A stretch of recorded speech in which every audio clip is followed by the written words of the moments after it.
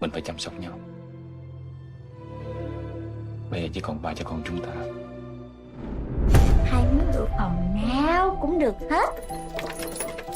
Nhưng mà cái phòng bự nhất phải là của tôi. Ok? Khôn hả?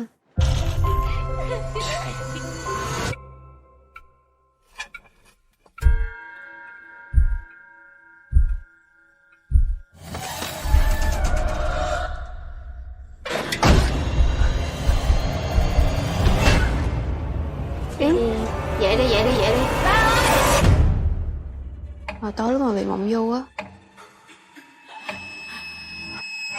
Đừng có sợ. Nhưng mà em thấy nó thiệt lắm. Cô ở đây là để giúp cho tụi con á. Tối hôm qua hai đứa ngủ có ngon không? Con thấy cái gì đó. Trên đời không có chuyện ma quỷ. Do ban ngày cô suy nghĩ nhiều về nó quá. Tôi làm gì vậy trển mà suốt cả buổi trời. Cho nên ban đêm con gặp nó, hiểu chưa? Đâu có vấn đề chứ bộ. Giờ không ở đây nữa rồi. Nếu mà có chuyện gì xảy ra á thì em phải chạy đi nha.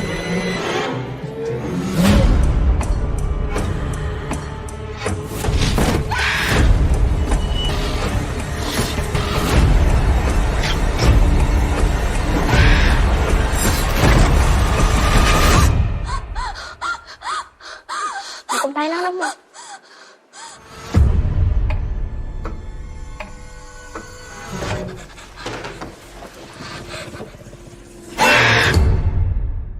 Hello, everybody, and welcome to the latest episode of Fresh Cuts. It's Mike, and joining me as always, it's Mr. Venom. How's it going, Venom? Greetings and salutations, sleep paralysis sufferers. Yeah, I'm doing pretty well, Mike. How you doing? Doing well. It's the end of our relaxing weekend, so what better way to cap it off than record a new episode of Fresh Cuts? Also with us, it's Don and Ellie. What's up, Don? Xin chào, Tulan Han Fuak Kiduak Odai. Hey, what's going on, fellas? You get the music. It's very nice. Yep. I mean, we've done a film from this director before, but it was not a Vietnamese film, so I couldn't do it.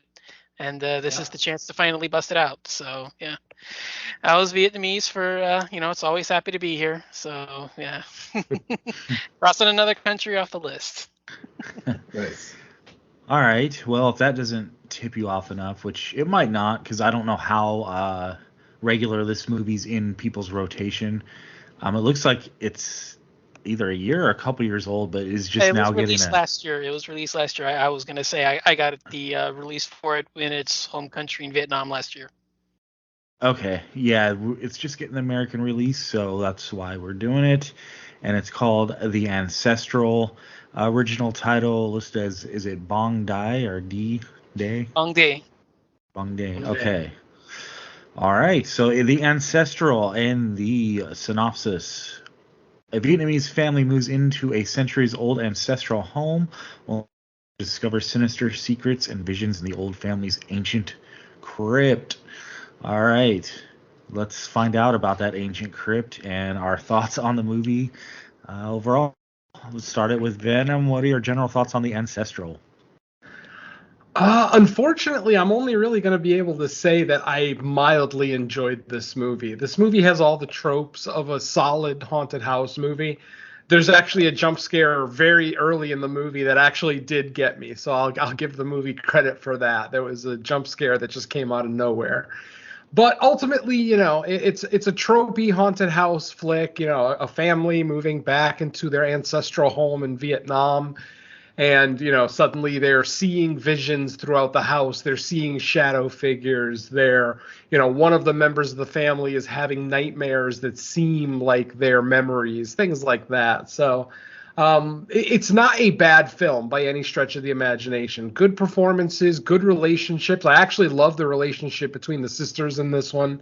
Thought it was heartwarming. There is one really, well, there's multiple great scenes in the movie, but there was one that really struck me with the basically a hanging laundry scene where the older sister was hanging laundry in the backyard. And it's like the scene starts out creepy and you get like a mild jump scare, but then the little sister shows up and it turns into like a happy, heartwarming scene, and then it goes right back to being creepy at the end of the scene when the perceived ghost reappears. So I thought that was a really well done scene. Overall, like I said, not a bad movie, but just kind of a, nothing that we haven't seen before.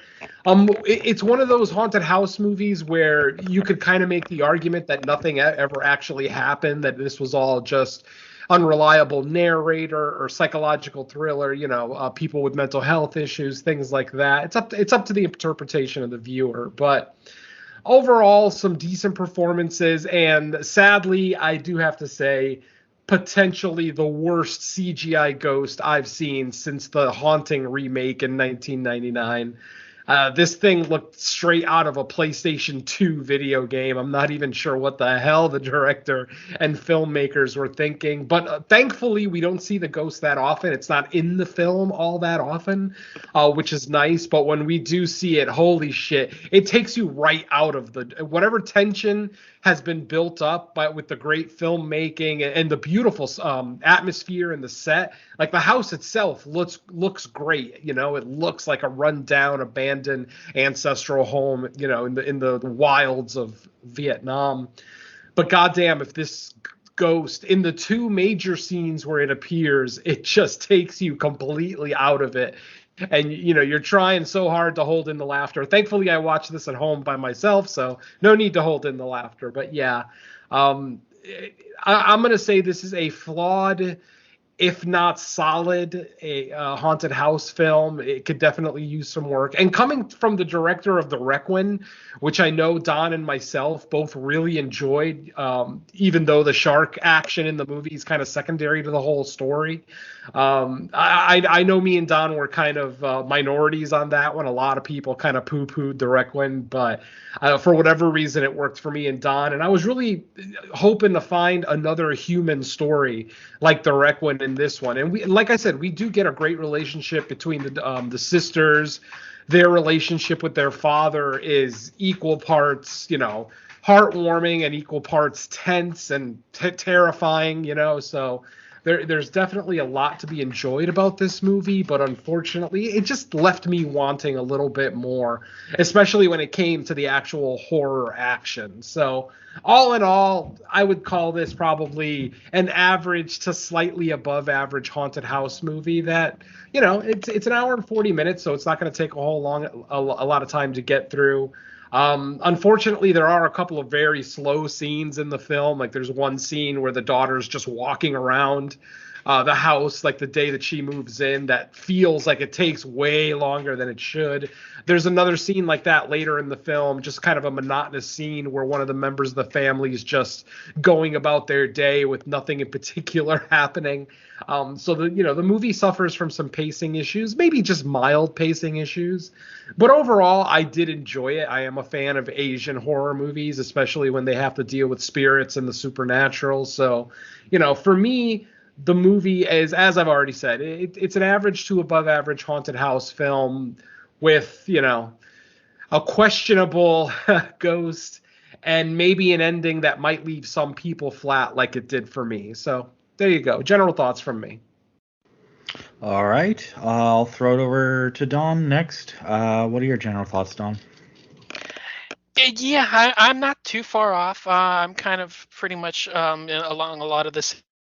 This is especially in terms of Asian horror haunted house films, where I think this is kind of pretty much on the it's not like like the top tier stuff like Sweet Home or Hausu or like some of the other more established genre efforts of the style. But yeah, overall, I still really enjoy it. Again, I think the daughter relationship is, really intriguing, and it really brings you in together and feel for who both of them are. Some of the setups here, while kind of cliched, are effective enough to bring about a pretty enjoyable atmosphere. You can kind of get invested in what's going on here, and it kind of leaves a great mystery as to what's going on around the house and the various revelations that come about. But yeah, overall, I do agree that I do find a lot of those revelations to not quite be all of that rewarding per se.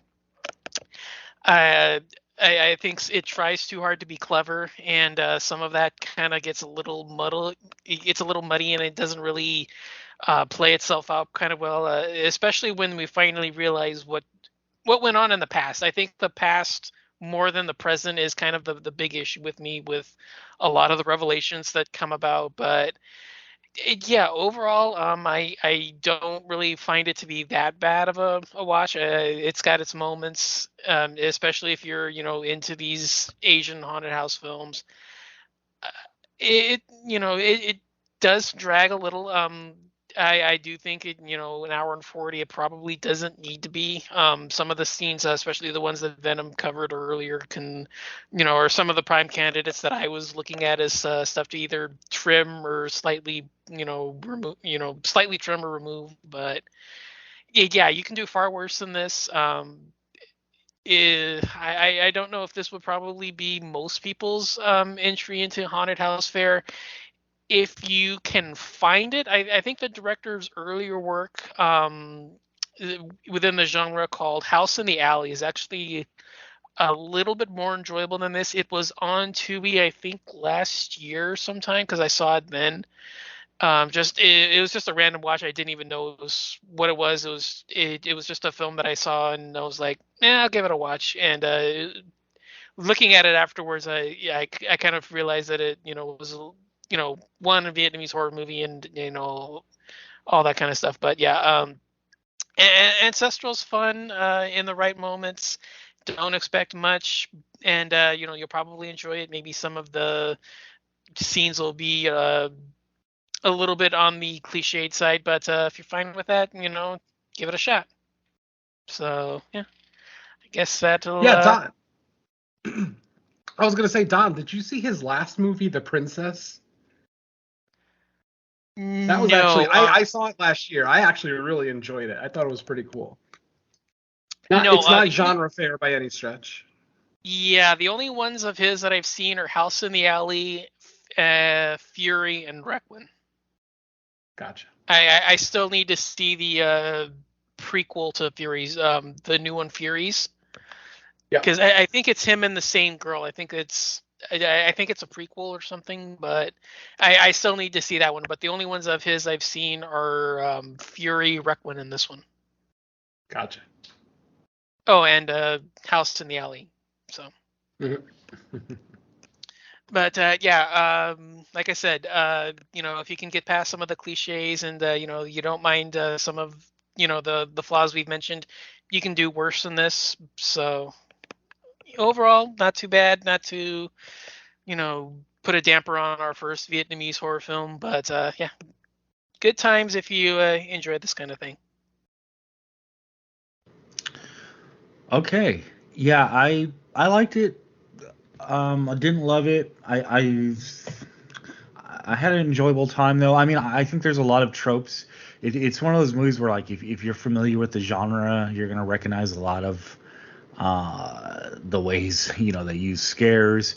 A lot of story elements are gonna feel familiar to you. There is a reveal that we get in the second act, which I did kind of like, because it felt like they wanted to give us a little bit more than just like, okay, there's ghosts in a house and let's find out like what family member was cursed that caused this to happen. Like I feel there is a little more depth to the story than your basic ghost story, but then that's a kind of a pro and a con to the way the rest of the movie plays out, because I think there is a lot of like back and forth when you're watching it, to where you're like, okay, is this literally actually happening in what I'm watching, or is it like Venom said, bad narrator stuff, including like a final scene.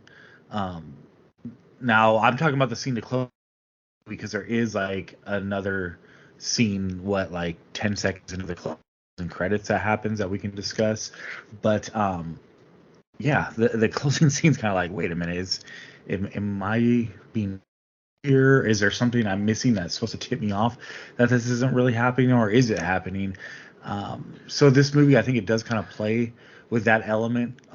It goes back and forth with that, but I did like it, and I thought the sisters, or the actresses that played the young sisters, were pretty good. The look of the actor that played the dad, he was very good at making angry, creepy faces a lot in this movie. You know, he did a good job, kind of like as someone who's kind of losing their grip on sanity.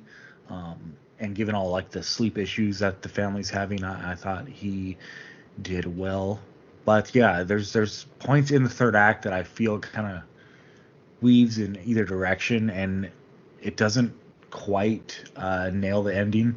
So I think that is issue with the movie. But overall, I still enjoyed it. Like, this isn't going to, like, if you're trying to introduce your friends that are not familiar to the genre, this probably isn't going to be the movie you're going to use to be the crossover movie. But you know, if you're familiar and you like these types of movies, it's probably still worth seeing.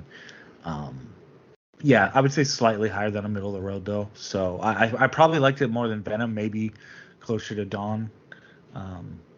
But it sounds like we're all kind of generally in the same area on it. But yeah, I guess I'll leave it at that. I mean, if we're like rating this, I'd probably say 7.5 to an 8. Yeah, I'm right there too. Yep. I'm just louder when it comes to voicing my the things that I dislike about a film. Yeah. So it sounds like I'm lower on a movie than I actually am. But yeah, that's about the score I'd give it to. Yeah. Okay. I'm trying to think what else.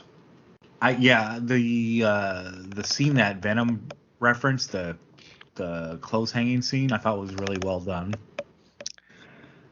That's a good reoccurring thing in horror movies. If you're hanging up clothes and it's a ghost movie, it's almost guaranteed the ghosts like to go where clothes are hanging up.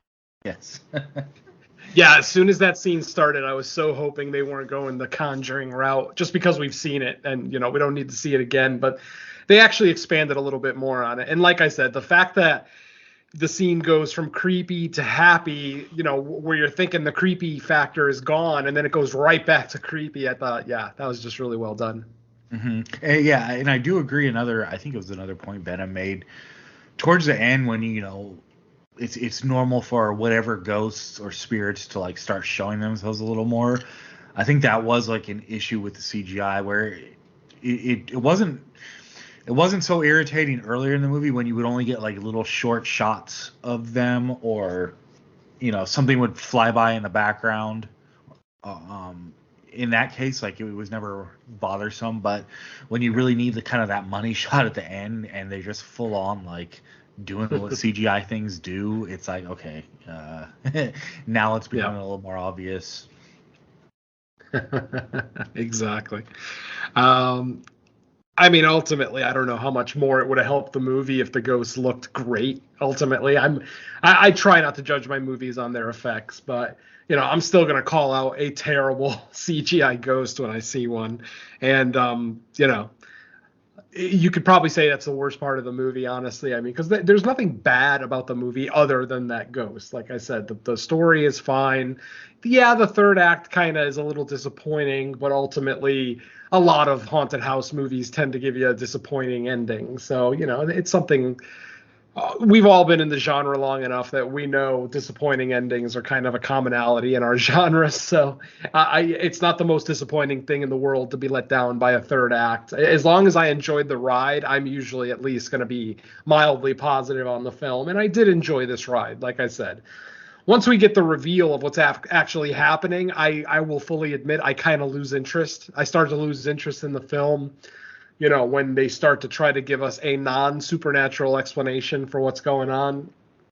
So, and Dad was another interesting character in this movie, because Dad, like Mike said, he can be creepy when he wants to be, but he's such a loving, caring father when the movie starts that it seems like his personality change just doesn't make sense. Like even in the context of a man who lost his wife under terrible circumstances It just, I don't know, his like mood change or his personality change shift throughout the film kind of irked me at times. But again, knock on wood, I like to think I don't necessarily have any mental health issues, so I don't know what people who have them go through. So I always cut those people a little bit of slack. But yeah, it just felt kind of weird. Dad's personality changed throughout the film, and obviously the house itself could be a factor. Because Dad, like I said, Dad opens the movie as a normal, caring, loving dad. He's making his daughters breakfast. He's interested in what they have to say. He's smiling a lot, blah, blah, blah. But then, yeah, they get back to the house, to their ancestral home, and it just seems like he has a major, major shift. And that could be because of his daughters and the things that they're seeing as well, and it's just grinding on him. But yeah, overall, still some decent performances. I'm not necessarily saying the dad's performance was poor, not at all. It was a little jarring that he could turn on the charm instantly. And that usually makes a good villain. Not to say that Dad's the villain in this film by any stretch. He's a victim of circumstance just like anyone else in this film. But, because of some of the things that he attempts in the movie, it kind of, puts him more on the villainous side. But then, he has his redemption at the end. So that's kind of nice, too. And I'm right there with Mike. I have no idea what that last scene fucking... not the mid-credit scene like he was talking about, but the actual scene of the main part of the film. It's like, wait a minute, what is going on? The fact that Dad has crutches on makes me think, okay, this is real, but it could still be unreliable narrator shit ultimately, So yeah, I'm exactly in the same spot. The only thing that kind of tipped me possibly one way or the other was him being on crutches, or at least the one crutch, because that tends to say, okay, if this wasn't real, then there'd be no reason to continue on from like kind of an event that happened like very, pretty in the previous scene almost. So I'm like, I guess it's real, but it's weird the way it just kind of feels like, because it's so short too, and it just feels like it's like kind of thrown on the end just to say either it turned out okay or something behind the scenes like is manipulating, or something else that happened possibly that we can discuss in spoilers. But yeah, it's kind of weird the way it's just tacked on and being so short. Yeah. It's funny too, because I usually like when movies tackle sleep paralysis. This one brings up the sleep paralysis, but then once you get the reveal of what's going on, it's almost like they kind of forget about it for a little bit, but then it comes back at the end. So it's kind of weird. Is the movie trying to say sleep paralysis is, actually shadow people and demons, or is it literally just people caught in between being awake and being asleep and seeing things, because their brain is playing tricks on them? I don't know. Ultimately, I'm not sure what this movie's stance is on any of this, especially once, we see that mid-credit scene too, where it's like that one left me almost as confused as the final scene of the main film. I'm just like, okay, what? What am I supposed to take from that? We'll talk about it during the spoilers section, but yeah, it's a movie that leaves you scratching your head, maybe a little bit more than you'd like. But ultimately still a fine movie. It's a solid film. It's worth watching, especially if you're a fan of this subgenre, and especially if you're a fan of Asian cinema. It's still, like I said, it's above average, so it's still worth seeing. It's not anything that's going to blow you away. It's not going to reinvent the wheel, and it's sure as hell not going to show up in my top 10 at the end of the year. But for whatever it's worth, I don't regret spending the hour and 41 minutes with it. And it is a director that I kind of like. This is now the third movie of his that I've seen, and I like all three. We mentioned the Requiem, also the Princess from last year. Both the Requiem and the Princess were from 2022, so he's obviously had a busy year, because this particular film is also technically 2022. So yeah, he had a pretty solid 2022. I'll give him credit for that. He's a busy guy. I still want to see him nail his endings, though. Ultimately, in all three of the films. Yeah, exactly.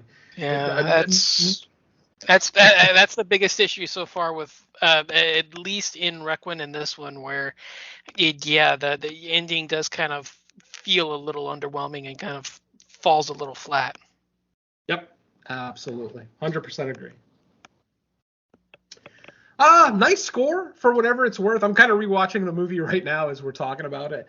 It's a decent score. It doesn't take away from the film, so I'll give it that. It doesn't blow me away by any stretch either, but it's there. Decent cinematography. Like I said, the set design is what I really like too about the film, because the set design is so nice. The house and the surrounding land around the house, the crypt underneath the house, like all of that looked really cool. And that all adds to the tension, So if you've got a decent filmmaker with some pretty good sets, regardless of how your spirit or monster or whatever looks like, there's going to be some decent tension. So I was on board for most of the film. I really was. But, as we've all already said, yeah, the third act does kind of fall flat a little bit. Not in a very poor way where it would, hurt the final score of the film, because the whole time I'm watching the film, I'm like, yeah, this is like a 7.5 or maybe an 8. If it nails the ending, I might give it an 8. Unfortunately, it did not. So, take from that what you will. But ultimately, I still mildly enjoyed it. Like I said, I would give it a mild recommend if you're a fan of Asian cinema and haunted house cinema. Indeed. Agreed. Mm-hmm. All right. Anything else before we get to spoilers? I think I'm good. Yeah, I've got nothing much. All right. This should be a pretty quick one. I mean, it's your basic haunted house fare. We get a little bit of a cold open where we see someone suffering from sleep paralysis. They are asleep, and it looks like something is holding them down. And then we see like almost like a black fog, like there's actually an entity there holding them down, which is kind of interesting. We also see, just after this part, we see a woman speaking to a doctor holding a baby, and she starts to talk about how sleep paralysis affected her mother. Apparently her mother would sleepwalk because of the sleep paralysis and actually attacked someone, potentially killing them. I mean, we get like a weird flashback of like, it's almost like a found footage scene or security footage scene of like grandma getting out of bed and attacking someone with like a pipe or something. So, it seems like the sleep paralysis affected grandma. And now this next generation, she's worried that it's going to be passed down to her daughter. And then, we get a little bit of a time jump, and we're now in present day. We meet our characters. Dad's name is Thana, I think they pronounced it in the movie, or Hana, something like that. The daughter Lynn, and the younger daughter Yen. It's an older and younger daughter. They're not that much, maybe 10 and 14, maybe somewhere in that range. I mean, they're not that separate, distant in age, I should say. And they move into their new home. Of course, instantly older sister is the angsty teenager who doesn't want to leave their home in the city, doesn't want to have to move into the country, blah, blah, blah, blah, blah. And, within the first day, really, of being there, older sister starts seeing weird stuff throughout the house. It's all like out of the corner of her eye, nothing that she can really confirm. But she does at one point go to her father saying, I think I saw someone running around the house. The dad obviously says, you had a bad dream, blah, blah, blah. Don't worry about it. That ends up being kind of a theme in the film, where dad is constantly kind of, I hate to say gaslighting, but it's true. He's kind of gaslighting his daughters, basically saying, oh, you're just, you're tired. You were probably dreaming yourself, blah, blah, blah. The first night that the family is in the house, the younger sister has a sleepwalking incident. Apparently the younger daughter woke up in the middle of the night, just started walking around, and the older sister, Lynn, found her walking around, tried to wake her up, which is weird, because I had always heard that you should never wake up someone who is sleepwalking. She ends up calling her out to her father. Her father gets up. They end up collectively waking up little sister Yen, and she's terrified. She's obviously gasping, breathing heavy. Her eyes are wild. She's sweating. She's obviously been woken up from a nasty nightmare. She doesn't know where she is, blah, blah, blah. Later in the film, we actually do get confirmation of the whole you're not supposed to wake up a sleepwalker thing from an actual doctor. And that doctor is Dr. Han. She's basically, at first we meet her as a tutor. She's introduced as the tutor for these girls. Then later on, after the first scene where she is giving the daughters their first lesson, we see that she also decorated the girls' bedrooms without the daughters knowing, without the girls knowing. So basically, she went around, fixing up these 2 bedrooms. She made the one for the younger girl more girly with lots of bright colors, and then the one for the older daughter has more like art supplies in it and things like that an older girl might be interested in. So suddenly this woman went from a tutor to now she's like an interior designer or something, which is kind of weird, but there it is. As the movie goes along, like I said, we continue to see shadow figures throughout the house. And then finally, on like the second or third night that the family's there, Lynn, the older sister, hears her younger sister like yelling, like she's having a nightmare, walks into her room and, doesn't seem like anything is wrong, but she can see that her sister is like, it almost looks like she's being held down off the bed, like she's trying to get up but can't. So then Lynn walks into the room because she's looking at all this from the doorway. Finally, she walks into the room and then she sees the black mist that we saw in the cold open of the film. And suddenly the black mist turns into a very demonic looking ghost. I mean, long limbs, sharp teeth, red eyes, just, you see the thing on the movie poster for this, which, by the way, the image of this ghost on the movie poster is better than any image of this ghost in the movie, unfortunately. In design, this ghost is pretty cool, but when you actually see it in action, like I said, it's just terrible CGI. So we have our first jump scare with the ghost there as it jumps towards the daughter, but then disappears right before it gets to Lynn, the older sister. She tries to tell Dad, I saw someone in Yen's room last night. Dad obviously isn't buying it, blah, blah, blah. At one point, Mrs. Han comes back to visit the house, but it's not to give the girls their next lesson. It's literally to see Dad. So this is when younger sister starts making comments like, oh God, is she gonna like replace Mom? Are her and Dad having a relationship or something? Yeah, maybe not in those exact words, but the way a 10-year-old would say it. I think at one point she actually does say, is she gonna be our new mom? Something along those lines. The older sister thinks that she's crazy, so to convince her that they're not, that the dad and Mrs. Han aren't doing anything, they decide to climb up a tree, climb up a part of a wall that's next to a tree, and then get into the tree so that they can get a better angle of the room upstairs that Mrs. Han and Dad are in. And they don't actually see anything too nefarious. All they see is Han and Dad kind of arguing, not really like fighting, like yelling at each other, but they're definitely having a disagreement. At one point, Mrs. Han pulls him, or Miss Han, I should say, not Mrs. Miss Han pulls him towards her to give him a hug, but he pushes her away and goes towards the window, looking out the window. And, something ends up scaring the younger daughter and she falls out of the tree. It sounds like she breaks something when she lands because it almost sounds like there's a snapping sound effect when she lands. But nope, she actually is fine. The problem is just as Lynn is about to get out of the tree to help her little sister up, the ground below Yen just gives way and she falls through. And what ends up happening is she found an old well that had been covered up on the family's property. This well had been covered up completely. Earlier in the film, we saw another well that had also been covered up, but this one wasn't covered with like ground and grass to make it look like, nothing was ever there.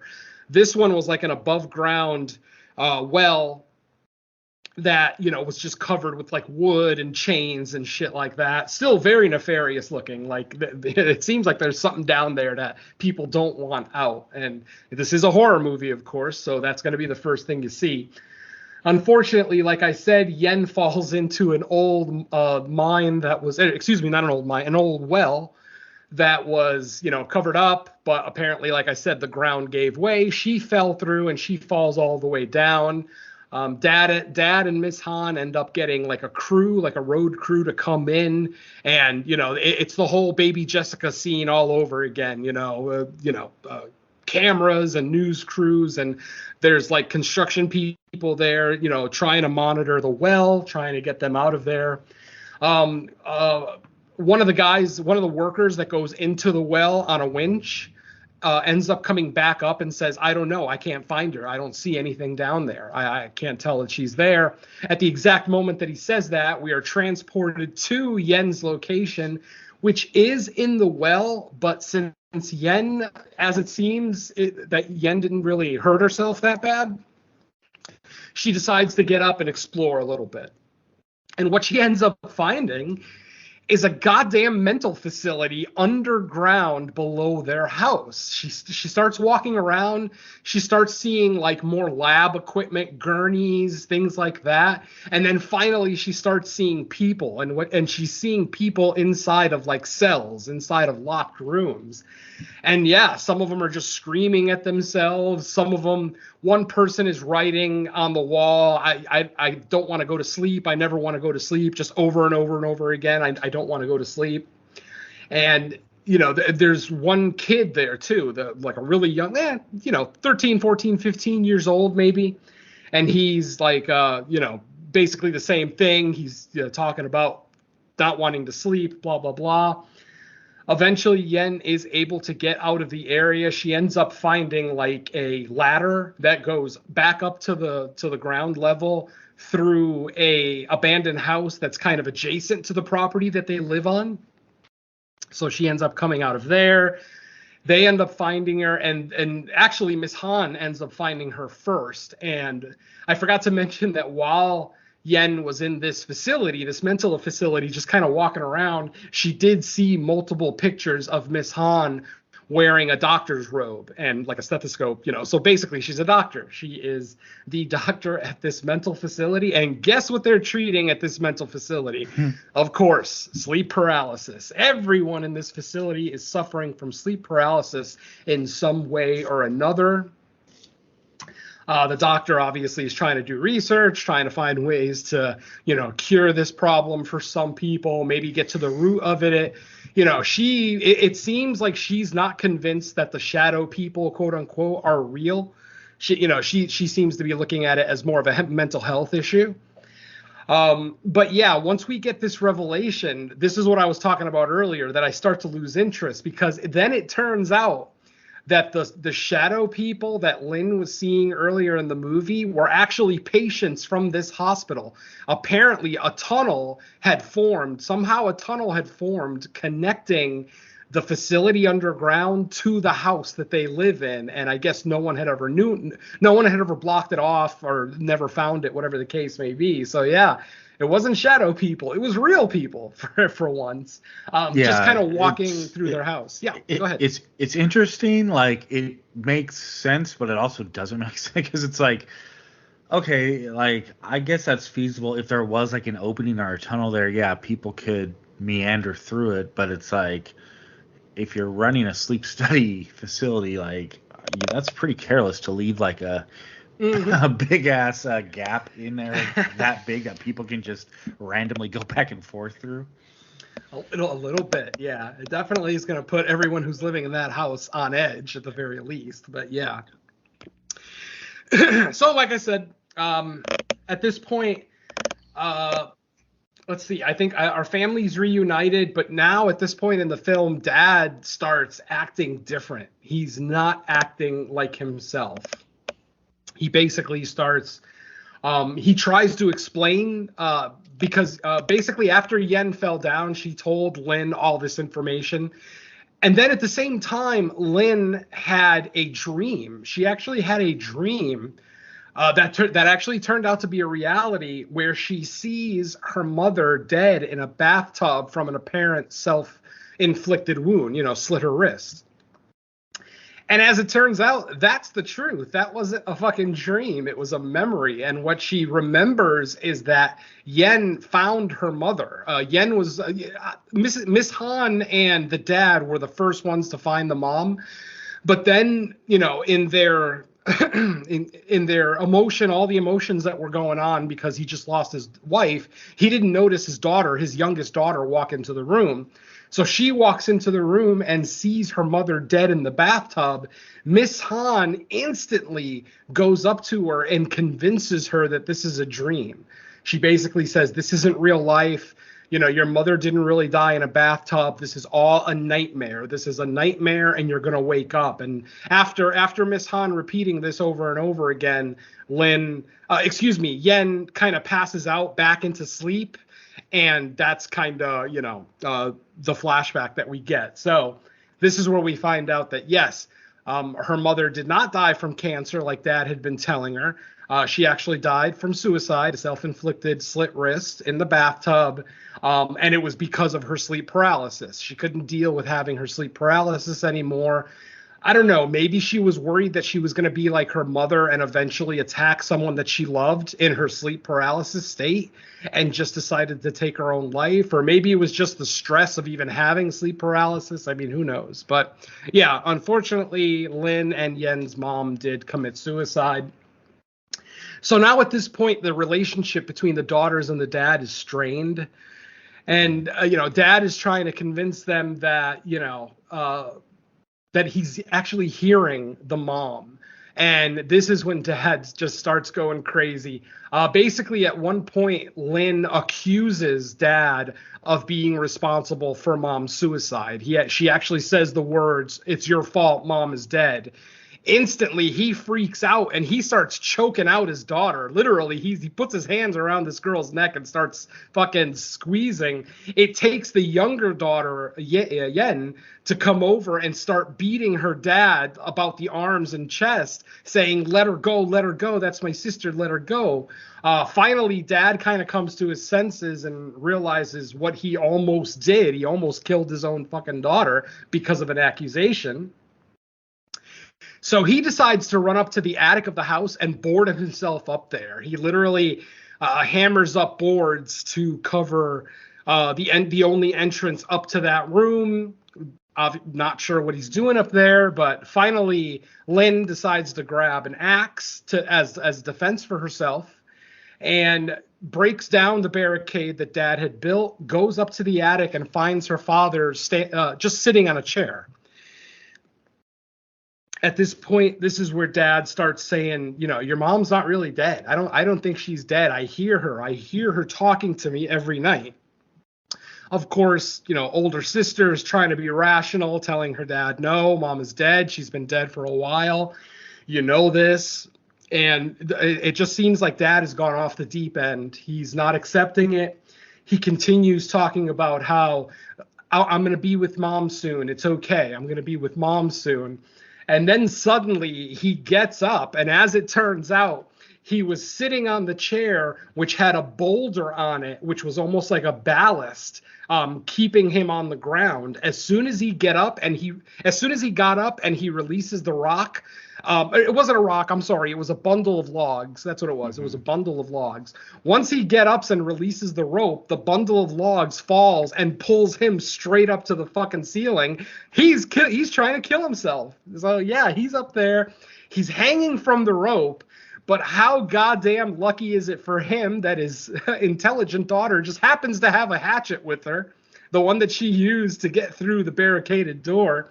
She's able to cut her father down before he dies, and he gets mad at her. Instantly, he's like, what are you doing? I wanted to be with Mom, blah, blah, blah. So he ends up running away, and then Yen is missing.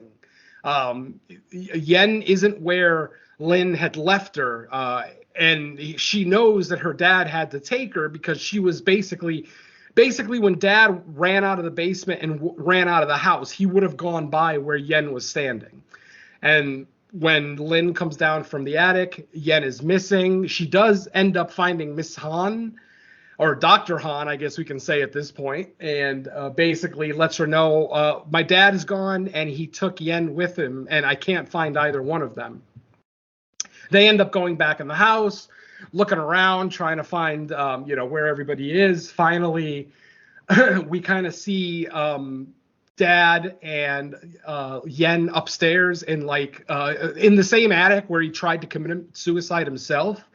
This time what he's doing is he's holding on to a passed out Yen in his arms, and he's threatening to jump out the window. He's literally standing right at the edge, like, you know, if he slips the wrong way, he's going to fall off. He's going to reunite the entire family.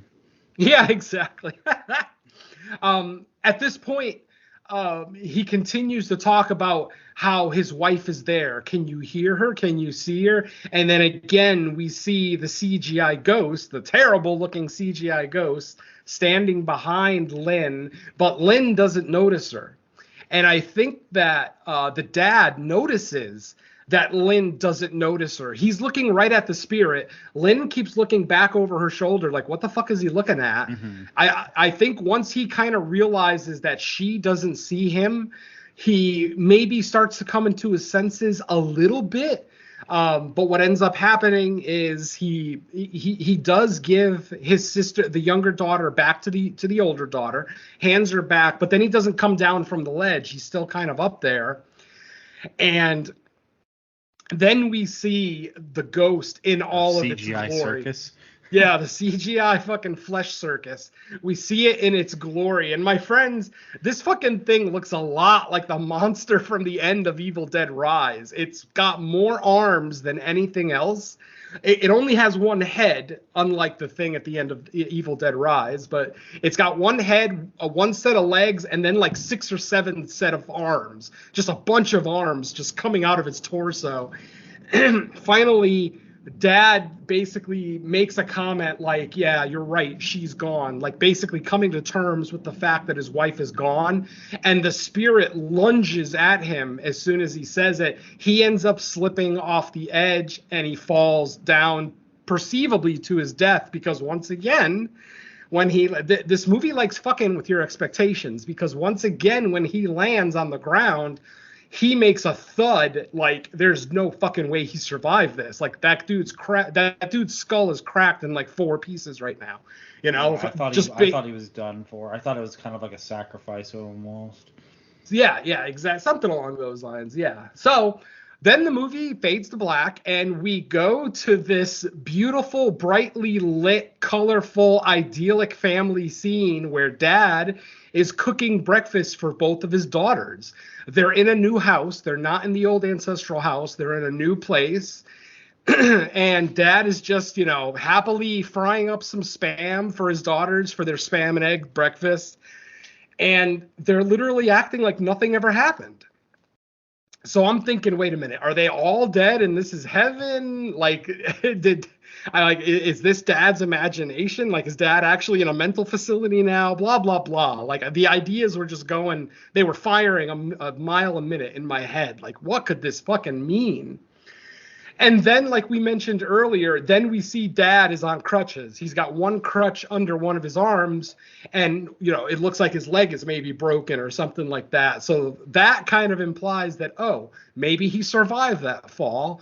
And this is just and now that he's out of that house and out of the vicinity of that facility, now, you know, maybe his mind is clearer. I don't know. Mm-hmm. So, like I said, your interpretation is as good as mine.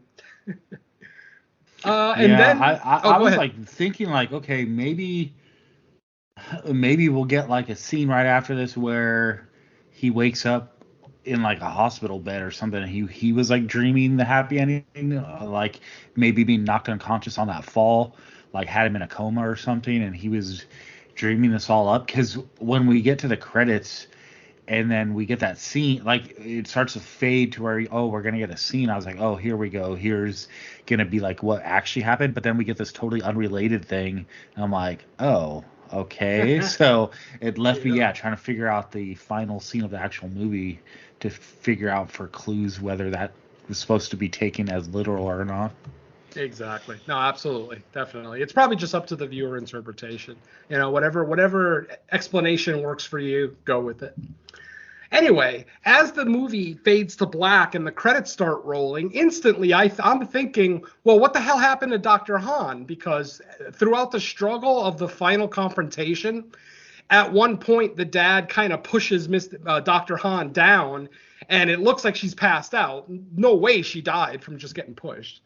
And then, like I said, the movie ends, and I'm like, well, wait a minute, what the fuck happened to Dr. Han? So halfway, well, not even halfway, like maybe like Mike said earlier, like 10 to 15 seconds into the closing credits, we get another scene, and this time it's Dr. Han, but this time she's chained to a gurney. She's on a gurney. She's looking around. She doesn't know what's going on. And then suddenly you see all her patients, all the patients that we've seen throughout the film in the facility, all surround her. And they're all talking to her. They're all basically saying the same shit they were saying all through the movie. I don't want to sleep. I don't want to sleep. And then one of them says something cryptic like, now you're going to meet the shadow people, or something along those lines. And then the movie actually ends. So that's our film, folks. But like I said, this mid-credit scene, it's like, so are they implying that Dr. Han wasn't a doctor and that she was a patient the whole time? Are they implying that the crazies have taken over the facility and that they're getting a revenge on her for maybe the treatments that she's done?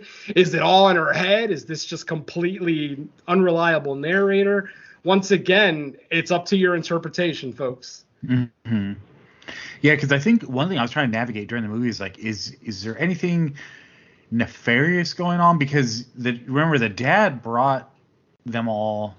The dad brought them under his own like volition. Like he wasn't like tricked into it. So I'm wondering, like, are all the other patients there, were they brought by family, or are we supposed to take this as like a nefarious lab going on underground that no one knows about, or is this like a sanctioned hospital? Because my other thing was like, if they come, you would think that there would be like resources in the city for like any of us would go to. Now I know different countries, it's going to work different how readily available services for certain things are. Maybe you're more prone to have to turn to like alternate measures when it comes to certain issues. So there's maybe a little of that going on that doesn't translate 100% to like American audiences. But I was trying, because they definitely, they didn't go overboard with it, but there were a couple scenes where they tried to like maybe trick the viewer into thinking that that Tan was like, trying to get into the family as like new mom, like seducing the dad or whatever. But that really turned out not to be true. They just kind of did that. There was like a scene where she was consoling him, like in the attic or whatever, and the daughters were like eavesdropping, and they never can really build past that. So it seemed like they were just throwing that in a single scene, maybe just to give you an understanding of the girl's apprehension towards her. Now in other movies, a lot of times it turns out that the kids are right. She's trying to move in and for a bad reason. But in this one, no, she really was seemingly just trying to help. Yeah. And yeah, I did forget to mention that eventually Dad does admit that he brought the family there on purpose because of the facility. Basically he lets them know that's the facility where your mom went when she had her sleep paralysis issues, and I thought that they might be able to help you, so that's why we came here. So yeah, Dad did have ulterior motives, even if they were for the greater good. He was trying to help out his daughters and make sure that they don't fall to the same, sleep paralysis demons that, his wife and his wife's mother both fell victim to. But obviously it's almost like the facility was exasperating those fears, just the fact that they were that close to a place that dealt with sleep paralysis. Because if sleep paralysis is actually a thing and there's a supernatural explanation, well, obviously sleep paralysis is a thing. But what I'm saying is that if there were a supernatural explanation for sleep paralysis, then don't you think a sleep paralysis clinic would just be filled with fucking sleep paralysis demons? It would basically be a fucking summer vacation spot for sleep paralysis demons, because every single person there suffers from sleep paralysis. So yeah, it's an interesting thing to think about, but it definitely does seem like this movie's leaning more towards this whole thing was a mental health issue. And it definitely seems like that facility was understaffed too. Yeah, we never see another fucking doctor or anything. Yeah, I mean, the daughter's walking through the facility, and I keep waiting because obviously she's having run-ins with patients, but I'm like, where are all the observers and doctors and everything and administration staff? No one's around. Yeah, exactly. I forgot to mention that throughout the film, the younger daughter apparently is a fan of zombie TV shows and video games.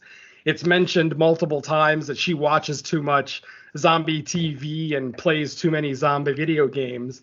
And multiple times throughout the film, they talk about, you're going to have nightmares. You're going to have nightmares. And then finally, when the younger daughter falls into the well that leads to the facility, she's eventually attacked by a guy that's acting just like a goddamn zombie. Like, there's a dead look on his face. He's relentlessly chasing her. He's not saying anything. It's kind of interesting. Like, I thought the movie was turning into a zombie movie for like 30 seconds, but no, he was just another patient, another sleep paralysis sufferer.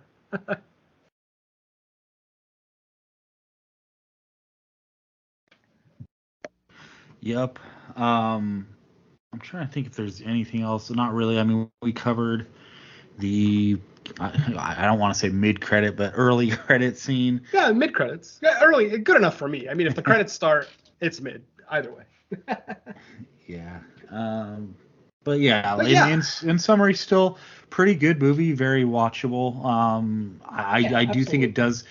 I was glad that it did a little something beyond the tropes, and I didn't want to get into the details on the general thoughts, but kind of the second act reveal I was talking about was the facility, because I think a lot of what you would get in other movies was the whole reveal about it being a facility. That would be kind of like the climax of the movie in the third act. Like that's how it would end, with like a huge shocking reveal, and then the movie ends. But this one, we kind of get that in the second act, or like going into the third act. I would say we get it to where that doesn't necessarily make or break the movie, because we have a good half hour, 40 minutes after that. So I did appreciate that we still had more movie left, and it ended up being pretty good. Actually, it's exactly halfway through the movie. I just checked it. She falls through the hole at the 56-minute mark, and this movie is an hour. Well, not is it 52-minute mark? She falls through the hole at the 52-minute mark, and this movie is an hour and 41 minutes. So yeah, kind of interesting. So yeah, it is solidly in the second act, and I agree. It was kind of a weird choice to go with that, because, like I said, once we get that reveal, I don't want to say I tuned out, but I definitely lost interest. Like, once you take away the supernatural element from a haunted house movie, I totally start to check out. And that's, it's still a good movie. It's still watchable beyond that point. Absolutely. It's just, it's my personal, the way that I watch movies, basically. If you're going to give me a supernatural setup and then suddenly give me a natural explanation, I tend to be a little bit disappointed. That's all. But, I still say that this movie's above average overall, and should probably be watched if you're a fan of the subgenre. Absolutely. Yeah, if you need to check a country off the list for movies. Yeah. All right. Is that going to wrap up our discussion on the movie, or you have any final words, Don? I'm trying to think back. I mean, I don't have much of anything that hasn't already been covered, so. All right, then. That'll wrap up our discussion on Ancestral in this episode of Fresh Cuts, but let's find out what else we have out there for people to listen to. Venom, take it away. All right, so just this past weekend, we recorded No More Room in Hell presents Creature Comforts, episode 17. On this episode, we once again had a guest, this time a returning guest. David Garrett Jr. joins us as we discussed 2016's The Monster. And, an obvious movie for a creature feature podcast. I mean, it's definitely something that would have eventually landed on our laps. But as we generally give the hosts the option of picking the movie, this is what he went with. And it ended up being a pretty good show. Most of us really, really enjoyed the movie. All of us enjoyed it to a certain degree. One or two of us really, really liked the movie. Spoiler alert, I love that fucking movie. But if you want to hear our more detailed thoughts, please go ahead and check out the episode. That's Creature Comforts number 17. Not quite available yet. Probably by the end of this week, it will be up on the site, and you'll be able to pick it up with your podcast catchers. Let's see, the main show, No More Room in Hell, episode, what is that, 52, is the Shaw Brothers episode that we did. And our friend from Fresh Cuts, Don and Nelly, joined us for that one. So we had the entire No More Room in Hell family for one show. And we looked at a couple of Shaw Brothers efforts from the early 80s. That was a fun episode. Check that out when it gets out. Nothing new on the Crystal Lake gift shop horizon, but I think Mike and I will get together and do something really soon, just because it's been a little long, and I do want to keep that train rolling before we forget about it. So, guest or not, Mike and I will have another episode out definitely before the end of May. That's a guarantee. And let's see, guest appearances include Kill the Cast. On the return episode of Kill the Cast, we had a roundtable of the dead, where Jerry, Jay, myself, and Mr. Parka had a roundtable discussion about zombie films, basically the best zombie films, the most influential, the most critically acclaimed, stuff like that. So check that out. You'll also get to hear our individual top 5 favorite zombie movies of all time. So that was pretty fun.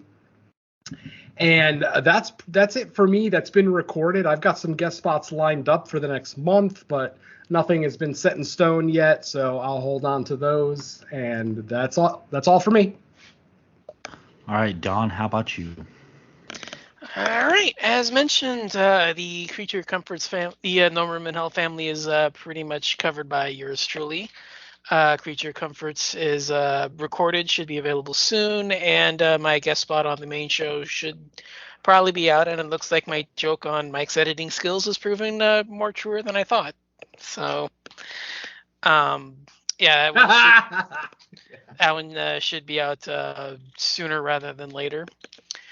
The usual suspects that I've been promoting for the last couple of weeks, I have guest spots recorded for the Stu World Order podcast with Red 2 and Road to Nowhere with a triple bill of Lucio Fulci films.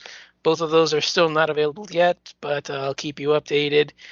I signed on to do a podcast with a friend of mine on the DVD Infatuation podcast. There's basically, when I signed on, there was like no real theme. Basically, he just wanted me to do 6 films that I had never seen before. So I decided to have some fun, and basically I'm going to choose 6 movies that represent a specific style or interest that I have. So I'm going to basically take a film that I haven't seen in various different genres and subgenres and stuff like that, and basically use it as kind of a way to get to know me and my tastes, as well as a chance to knock off 6 films I haven't seen, which I'm always down for. And then lastly is, that hasn't been recorded yet, so I don't know anything about that. So that'll probably be another one that I'll add to the list for a couple weeks to come. And the last one is the latest episode of Horror Countdown, where I had some old friends on. I've recorded with both of them before. And we basically did our top 15 films of the last 22 years. So 2000 through 2022. So that one is the only one that I mentioned that's available at the moment. As usual on all of my Horror Countdown feed, everything else is recorded and unreleased or still to come. So that's pretty much where I am. Okay. As far as I go, just the main show, No More Room in Hell number 52, should be up tomorrow on the network. So if you're listening to this episode, then that's also available on Dark Discussions Network or YouTube, whichever your preferred method is, as well as most of the podcast catching apps and all that stuff. And then that's it for me. But like Venom said, probably Crystal Lake Gift Shop coming this month. It's kind of funny because that show is like the side cast that's fallen to the wayside, but it is probably one of the easiest to do, just because watching a single episode of the show is not not terribly difficult for prep. Yep. So and then making fun of that episode is definitely not difficult. yeah. So we shouldn't, as long as we have like the same time available to record, it shouldn't be tough to get another couple episodes out soon. And that's pretty much it for me. As far as horror, or excuse me, so as far as the next episode goes, which should feature a horror movie, but I still don't think there's anything theatrical, at least not wide. So No. Yeah. could be keeping it to VOD again. I don't think there's anything for the rest of the month. Nothing until June 2nd. Yeah. I think we said last time that the next one would be the Boogeyman. Yep, that's the one. Yeah. June 2nd. Yep. Yeah. Now I do think when is the 12th? Because the 7th is today. Yeah, next Friday. This coming Friday. This coming Friday. So I think that might be when Husera the Bone Woman drops on Shudder. Nice. So if that happens this Friday, then we can do that for our next episode. Yeah, Finally. which will Spanish heritage, but they speak Spanish, so I think that should pretty much count as close enough. All right. Cool. Well, yeah, sounds like we potentially have our next episode. If I'm wrong. I think there's a couple of other. I was going to say I think there's another couple of others that I've heard of VOD releases that should be available. If we get the date wrong, there's a couple of others that I think are coming out either last Friday or this Friday that we can probably use. I was going to say the ones that I mentioned on No More Room in Hell, those third Saturday in October films, they're available. So Nice. if we get the date wrong, we can pick those because I think those would be kind of fun. But either or, I would venture for Husera as priority, and if we get the date wrong, then I think there's a couple of others we can fall back to. Cool. All right, sounds good. So with that said, we're going to get out of here. Thank you, everybody, for listening to another episode of Fresh Cuts. We will catch you next time. Let's say bye to our listeners. Later. I feel like I've said this before, but stop leaving the city to go to the country. Ain't nothing in the country for you. Stay in the goddamn city. We moved out of there for a reason, folks. Peace.